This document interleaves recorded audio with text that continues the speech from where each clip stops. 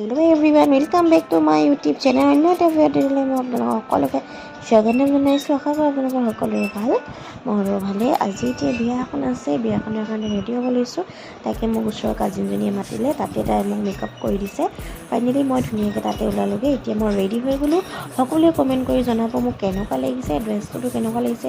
হয়তো চাগে মই নিজকে আজি অকণমান বেয়াও দেখিছোঁ, কিন্তু আপোনালোকে কি দেখে, আনে দেখিলেতো ভাল দেখিলেতো ভালেই লাগিব ন। চ' সেইটো কাৰণে কেনেকুৱা লাগিছে আপোনালোকে কমেণ্ট কৰি জনাব। আৰু ফাইনেলি মই বিয়াৰ কাৰণে ৰেডি হৈ গ'লোঁ। তাই এতিয়া আৰু অকণমান মিলাই দিছে মেকআপটো।